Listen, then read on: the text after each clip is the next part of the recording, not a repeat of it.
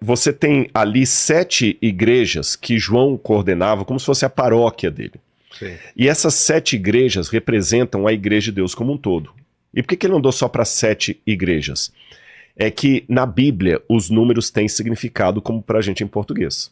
Por exemplo, vou fazer um bate-bola aqui. Vamos lá. Se eu falar com você assim, aquele cara é nota 10, pode contratar. O que eu quis dizer? Bom, excelente. Se eu falar assim, nossa, que a menina é um 0 que ela vale. Um 0 à esquerda, né? 0 à esquerda, não vale nada. É. Quando pensa em sorte ou azar, que número que vem à mente? 13. 13, sorte ou azar. O que mais que eu podia falar? Quando quer falar assim, olha, é muita gente, há milhões de pessoas. Entendi. Então a gente tem um significado para os números. Na Bíblia também tem um significado, só que são outros diferentes do nosso. 4 é universal. Quando eu quero falar assim, nossa, hoje a gente fala global, né? Hoje, por exemplo, Os quatro cantos do mundo. 4 cantos do mundo, os 4 ventos do céu, os 4 norte, sul, leste, oeste, quer dizer, é universal. Hoje a gente falaria global. Outro exemplo da Bíblia, o 7 é o número da perfeição. 7 arco-íris. O 7º dia, que é o sábado. Quantas vezes eu perdoarei meu próximo? Até 7 vezes. Aí o Apocalipse é cheio de 7. 7 igrejas, 7 anjos, 7... Porque 7 é a perfeição. O 7 engloba o todo.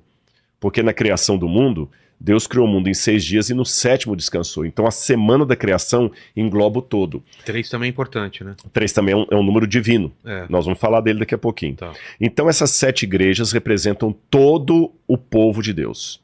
Mas considerando que é passado, presente e futuro, aí eu vou lançar mão de outros livros apocalípticos que foram escritos e que não estão na Bíblia. Sabia que tem outros apocalipses? Só que eles não foram inspirados por Deus.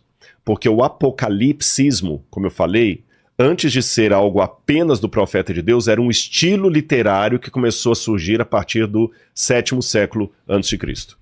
No Antigo Testamento, o livro de Daniel foi escrito em forma de apocalipse, nesse estilo literário. Entendi.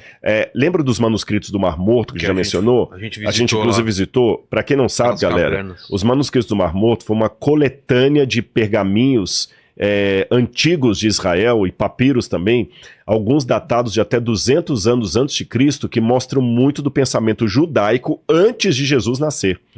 E ali eles têm alguns tipos de literatura que eles falam literatura apocalíptica, que é para falar do fim do mundo, da vinda do Messias e tudo mais.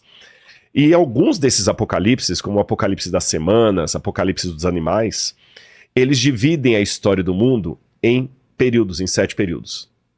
Não precisa ir longe. Quando a gente estuda no ensino médio, você não divide a história em história antiga, idade média, idade contemporânea. A gente não divide assim para facilitar. Da mesma maneira eles dividiam. Não que você dormiu na idade média e acordou na idade contemporânea. É uma forma que os historiadores usam para dividir a história, para facilitar o entendimento. Então os apocalipses também faziam isso e outras literaturas. Por exemplo, você tem até historiadores gregos e romanos que dividiam a história em metais. A idade do ouro, a idade da prata, do bronze, etc. E aqui o Apocalipse também parece que divide a história do povo de Deus em 7 períodos. Essa foi a compreensão de muitos pais da igreja, foi a compreensão de muitos autores da Reforma Protestante, da Alta Escolástica, mas hoje está quase em desuso. Poucos teólogos ainda aceitam essa divisão. Eu ainda acredito que ela é válida. Embora é claro que cada carta tem uma mensagem para o cristianismo de uma maneira geral. Mas elas parecem enunciar períodos da história da igreja. A gente teve lá em... Aí, ó, exatamente, olha, ó. que legal, São Rigoberto Comeran. Essa aqui é a caverna número 4, é a mais linda que tem. A gente tava aqui, né? Tem um abismo exatamente. Aqui e a gente tá daqui, conseguia ver essas cavernas. Nesses pedacinhos aí é que foram encontrados várias cópias do livro de Daniel. Tipo de um... Como que chama? Onde estavam os manuscritos? Rolos. Não, mas eles estavam dentro de vasos de barro, grandes. Vasos de barro, exatamente.